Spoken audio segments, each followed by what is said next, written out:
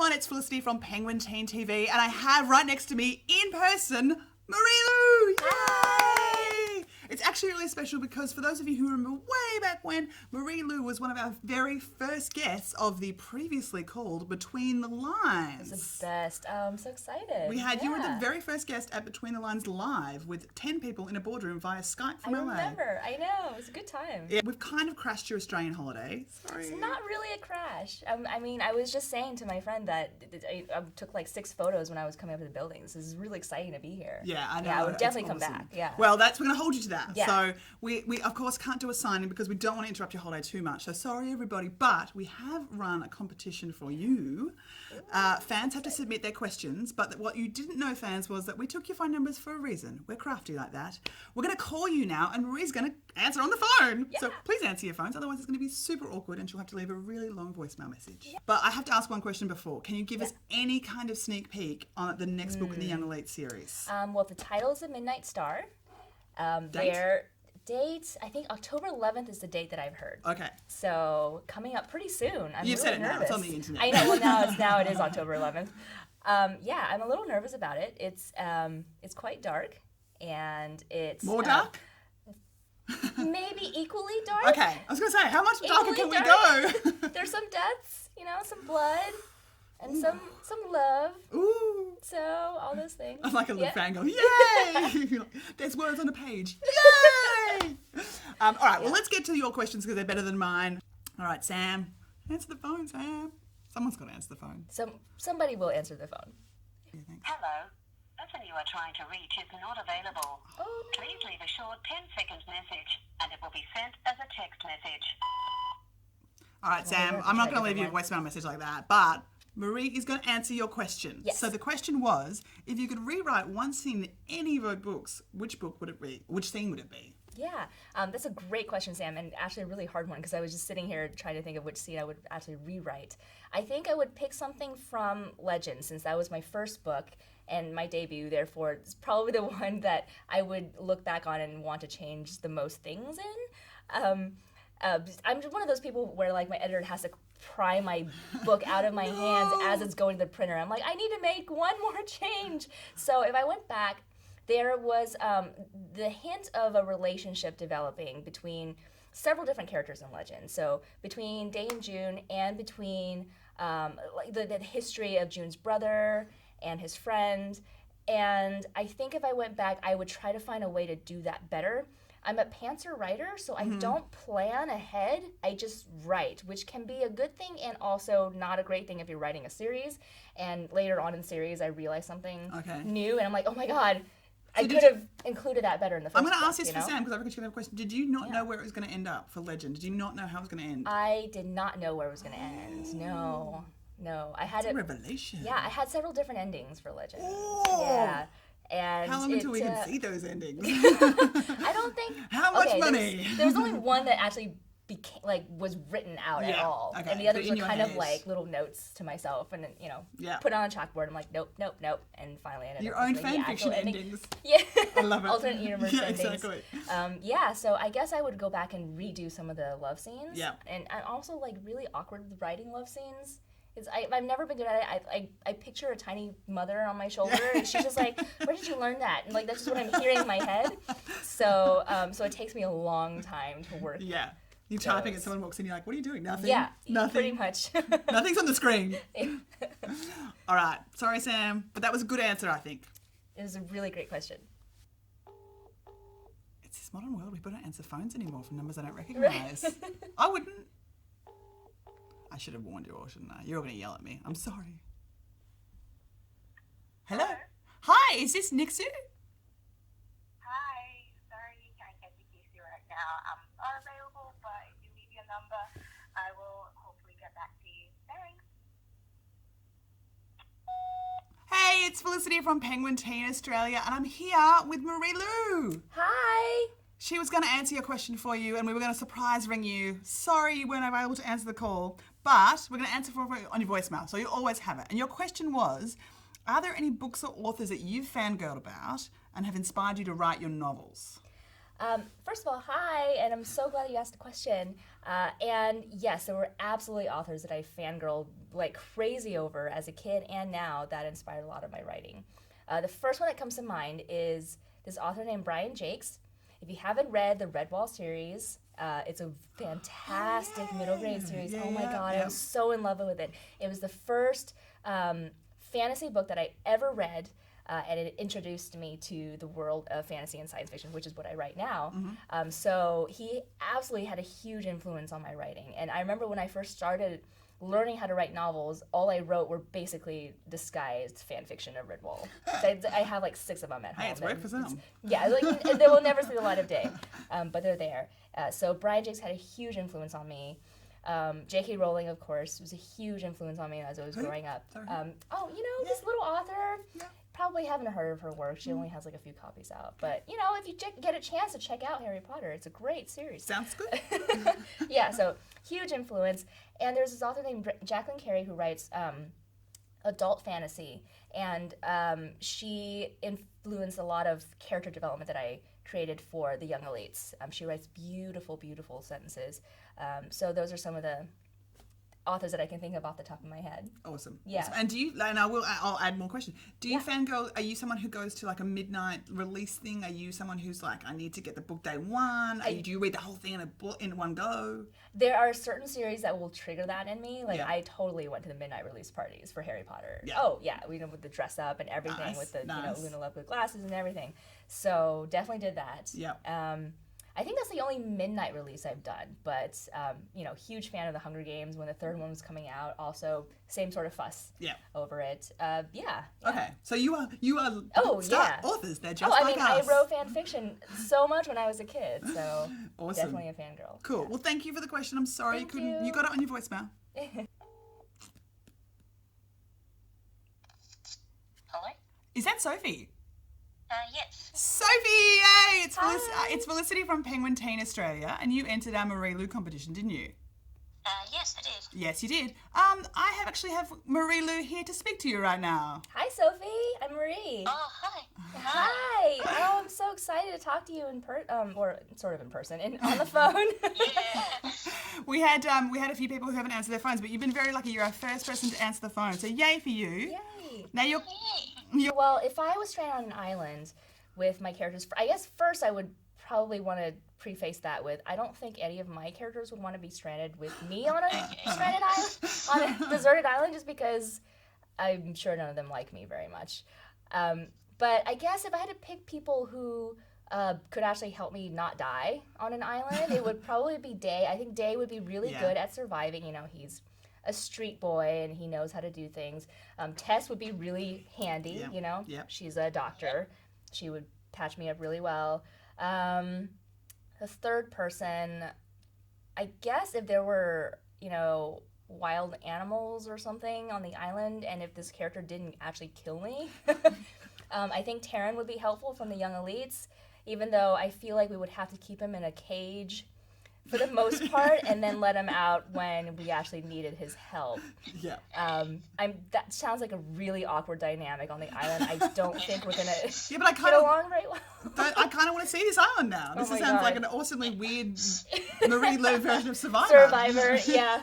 Oh man, those are the. I can tell you who I wouldn't want to be on the island is Adelina. I think she would just lose her mind. And take you with her. She's already lost her mind. I don't think any of us would make it off that island if she was there.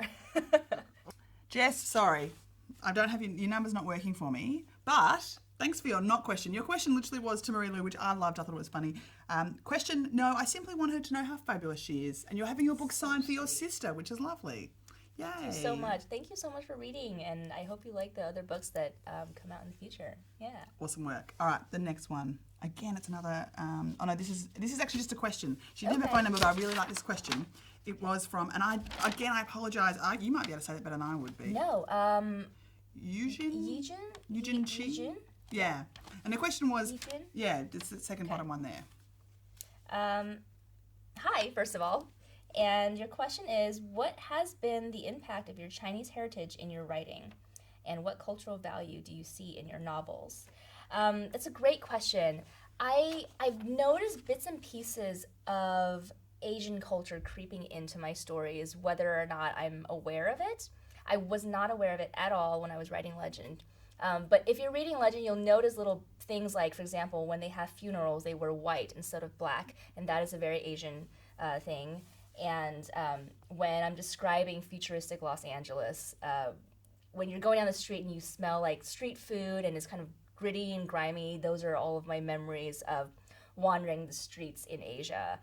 So it's informed in that sense. And I think there's a second part to your question, and it was, what cultural value do you see in your novels? I don't really set out to write novels with a specific cultural heritage in mind. Mostly I'm hoping to entertain and hoping that I show a world that is diverse and filled with different people from all walks of life, and mostly that those things can come into the plot and make for a more exciting story. So in the Legend series, as the series goes on, the world expands to the rest of the world. So you'll see not just Los Angeles, but you hear a little bit about how China has become these ocean cities. They're just like platforms of cities in the ocean, and Antarctica is now a place where people live, and there's a gaming society that's sprung up around it. So a lot of that is, I guess, the cultural heritage in my novels. The Young Elites is set in what would be an alternate fantasy version of Renaissance era Italy, and so it includes Constantinople as well, and Moorish influences. So there's a lot of those elements in the story, and hopefully that makes for a reading experience that is rich in heritage, that most of all that you can picture, that you can see working with the plot and the characters, and something that is entertaining. So, yeah. Good answer. Great answer. I'm like, oh my God, you're amazing. Damn. Anyway, all right, we've got one more person to call. Rebecca. Come on, Rebecca. You can do this. And it's, how did you let go of your attachment to Raphael as the young elite's main character? So do you want to explain that while I ring? Because that's a bit of a question. Okay, so the question is, how did you go about letting go of your attachment to Raphael as the young elite's main character and rewriting it with Adelina as the main character? That is a really great question. To give some background on that, I first started writing the young elites with a different main character. It was supposed to be from a hero's point of view, and it was about this boy named Raphael, who in the original draft was incredibly dull, had no personality. He was just a do-gooder student who finds out that he has superpowers. And it was just not working. Yeah, it was 100 pages long, and I sent it to my agent. And my agent hated it. She literally called me back. I mean, and my agent is a wonderful person. She's wonderful. Super blunt, though, when she doesn't like something, which is exactly what I need. That. Yeah. Yeah, I totally need it. But she called me, and she literally said on the phone, she was like, when you sent this to me, did you think that it was good? Oh, no. And I was like, whoa. All right, well, is there anything that you did like about it? And my agent said, well, I really like your villain in your book, this girl named Adelina. And maybe you can make her the main character. And she kind of was just thinking as she was talking, but that really stuck with me. Yeah. And so I switched the story around to be about a villain. So that's the background behind that question. Yeah. All right. Well, now I'm going to call Rebecca and answer for her. Come on, Beck. You can do this. Right. Here we go. Come on. Hello, is that Rebecca? Beck, it's Felicity from Penguin Teen Australia. How you doing? I'm good. How are you? Good. So you know how you entered the Marie Lou competition for us yesterday? Yeah. Just a quick question. Can she tell you that question to the answer? Can she answer your question right now on the phone? Because I got it right here with me. Hi, I'm Marie. Playing with my emotions. No, she's here. I'm so glad to talk to you on the phone. Yeah, thanks for submitting a question. Oh my God, Felicity, I'm going to kill you. Well, you can't now because you've got to talk sneaky. to Marie. So sneaky. Yeah, hi.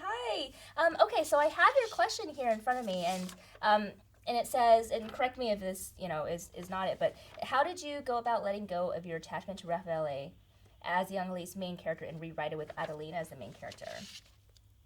Yep, that was my Yeah? question. Oh, yay. Don't cry. I'm not crying. I'm a little emotional. Oh, you're so sweet. Okay, so I will answer your question. So basically, it sounds like you know about how, Raffaele used to be the main character of the Young Elites, but wasn't. And the thing is, when I first started writing him, he was a very, very different character from what he became in the Young Elites. And it's interesting how that happened because it almost feels like he took on a life of his own. The original version of Raffaele was nothing like the version that is in the books now. He was a very dull do-gooder who just wanted to go to school and learn that he had superpowers, and he found other people with superpowers, and they all became friends and defeated a villain named Adelina, and he was honestly not interesting at all. Everyone else around him was kind of I feel interesting. really sorry for him right now. I know, Poor nerdy, boring Raffaele. Poor former Raffaele with no personality at all. So once I switched the story around, I thought, well, I like his name, and I like the way that I described him, so I guess I can try to make him a side character. And he was just kind of just supposed to be like a cameo, not even like a main side character, just somebody who showed up to fill the scenes. And he just took on a life of his own. Mm-hmm. So it was almost like I was meant to let him go, and it almost wasn't that hard because he became such an interesting character when he became a side character. It was like suddenly his personality just blossomed. And now I feel like, oh, maybe I could write a side story about Raffaele from his point of view, because now he's interesting to me and very, his decisions are very complex and muddled and mysterious. And he's really fun to write about now. So it's interesting how characters kind of take on a life of their own that way. Mm-hmm. But I hope that answered your question. You definitely did. Yay! Awesome. We may also That's so cool. we may also be filming this, so you can watch when we load it to the tube about all what we've just done. So yeah. Ooh. Ooh. Will you be able to hear me losing my shit? Yep, pretty much. That's the intent. Great. Yay! It's like a radio show. We're gonna have a highlights reel, and your scream is gonna be like the highlights package of it. Oh, I would expect nothing less. All right, my lovely. Thank you for being a big Young Elite supporter. Your books are going to be coming to you soon. They're going to be signed. Yay! And I'm sorry we couldn't bring up Marie Lou up to Sydney to see you. That's okay. I mean, this is the next best thing. I'm so glad we had a chance to talk on the phone, and hopefully, next time I come through Australia, we'll be able to meet in person. That would be beyond fantastic. All right, lovely. Seriously, I have so many feelings. All right, we'll sneak another question in. Do it. Oh no! You can't. Quick. Okay. Have you ever thought about writing, even in just like a little novella or like whatever, following the ending of Champion? Yep. So the question is, have I ever thought about writing a side story after the ending of Champion, which is the last book in the Legend trilogy? Yeah, great question. I support that. That is a fantastic question. I have thought about it. I'm not totally sure what, but part of me I'm one of those people who likes open-ended endings sometimes, and I almost am afraid to ruin the series by adding more to it. I don't want to be, that author who ruins it. So I'm a little bit afraid to revisit the Legend world, and I see so much great fan fiction. I was gonna say, have you read any of the fan fiction? I haven't. I have not read any of them, but I see like little snippets come up every now and then, and they're so well written. Like truly, the future generation of authors that are coming up. And I almost want to keep it that way, and let the fans take it from there. And I feel like it's almost not my story anymore. It's something that belongs to the readers. So I guess it's. I mean, never say never, but for now, I don't think I'm planning on doing that. Yeah. Well, thank you so much for answering the fans' questions, even if it was on a voicemail, and signing our books, which we're going to do very next. Now, just a final Legend. Obviously, there was a movie buzz about it a while back, and it's still kind of now simmering along. Is there any kind of things in the ether that we can hear about? There's not much that I know about going on with Legend. Basically, I find out things as the public finds out. Oh, that's exciting. Yeah, so it's kind of exciting, and it is what it is. So when it happens, it's a nice surprise. Yeah. But if I find out anything, I will will definitely let people know. The last I've heard about the Young Elites, though, is that they have finished the second round of revisions on the screenplay. Ooh. So we might that's see Young exciting. Elites first. It might happen like that. Okay. Yeah, so we'll see okay. how it goes. Ooh. So I'm torn about that. I'm torn. Yeah. Either way, both your books are incredibly filmic and beautifully and just ready for screen.